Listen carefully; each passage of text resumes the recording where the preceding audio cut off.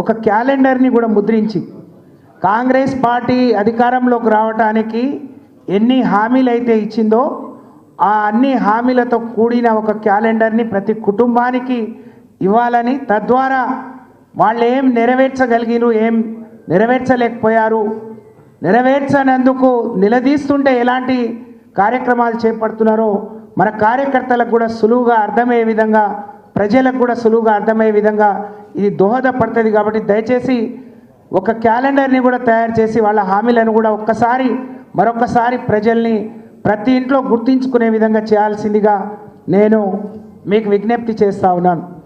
మనం అందరం కూడా చూస్తూ ఉన్నాం, ఏదైనా అవకాశం వస్తే మరి ప్రజలకు ఏ విధంగా మేలు చేయాలి, రాష్ట్రాన్ని ఏ విధంగా అభివృద్ధి చేయాలి, రాష్ట్రానికి ఏ విధంగా మంచి పేరు తీసుకురావాలని ఒక ముఖ్యమంత్రి కానీ మంత్రులు ఆలోచిస్తూ ఉంటారు.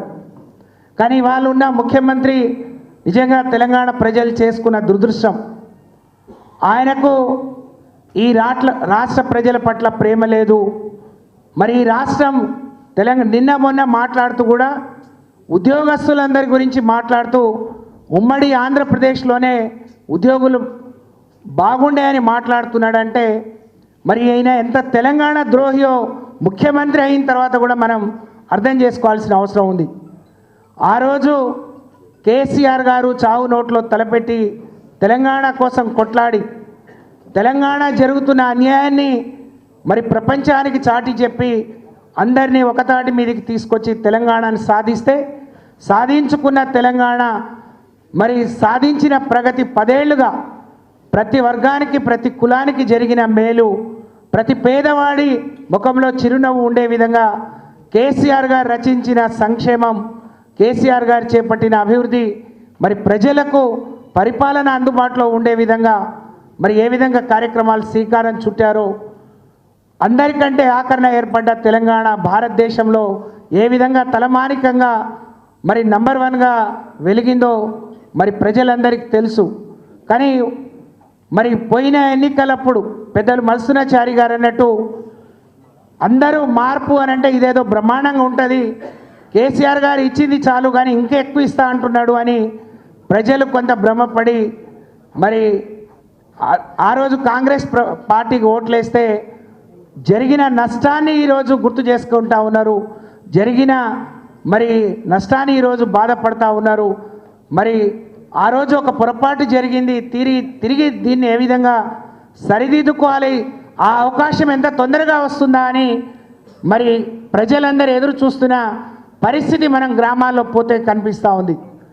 కొన్ని రోజులు నిశ్శబ్దంగా ఉన్నారు, కానీ ఈరోజు గ్రామాలకు పోతే ప్రతి ఒక్కరూ మీరు కష్టపడండి, మేము మీకు తోడుగా ఉంటాం, తిరిగి కేసీఆర్ గారిని ముఖ్యమంత్రి చేసుకుందాం, దానికి మా సహకారం మా వంతు పాత్ర కూడా మేము పోషిస్తామని కార్యకర్తలు నాయకులకు నమ్మకాన్ని విశ్వాసాన్ని కల్పించే పరిస్థితి ఈరోజు ఉంది.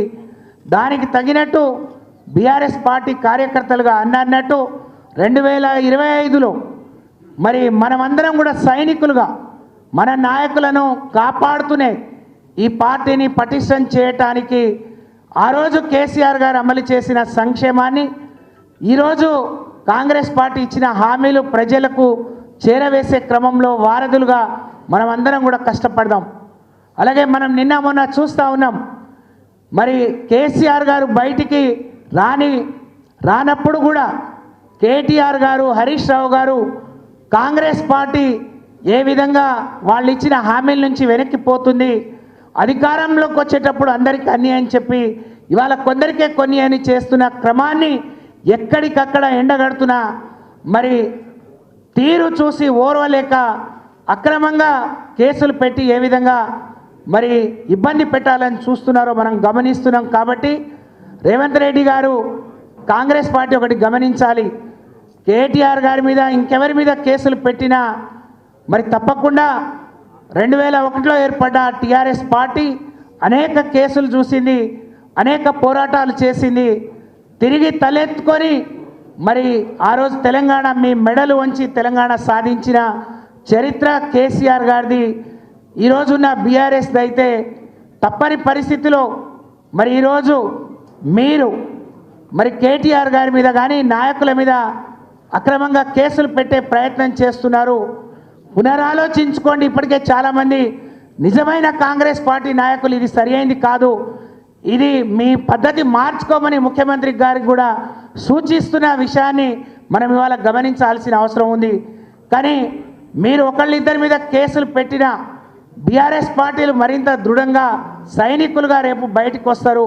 కానీ దీనికి కాంగ్రెస్ పార్టీ భారీ మూల్యాన్ని చెల్లించుకోవాల్సిన అవసరం ఉందనే విషయాన్ని గమనంలోకి పెట్టుకొని ముందుకు పోవాలి కాంగ్రెస్ పార్టీ వాళ్ళని చెప్పి నేను ఈ సందర్భంగా తెలియజేస్తూ, మన మీద ఈరోజు ఒక ప్రధానమైన బాధ్యత ఉంది. ప్రధాన ప్రతిపక్షంగా ప్రజలకు వాళ్ళు ఇచ్చిన హామీలన్నీ అమలయ్యే విధంగా, అలాగే ఈ పార్టీని పటిష్టం చేసే విధంగా మనమందరం కూడా సైనికులుగా మరింత దృఢంగా తయారై ఈ పార్టీని నాయకుడిని కాపాడుకోవాల్సిన అవసరం ఉంది అని చెప్పి అందరికి కూడా ఈ వేదిక నుంచి తెలియజేసుకుంటూ, నాకు అవకాశం ఇచ్చిన పెద్దలకు ధన్యవాదాలు తెలియజేస్తూ సెలవు. జై తెలంగాణ, జై కేసీఆర్. పెద్దలు సత్యవతి రాథోడ్ గారికి గట్టిగా చప్పట్లతో అందరం కృతజ్ఞతలు తెలియజేస్తూ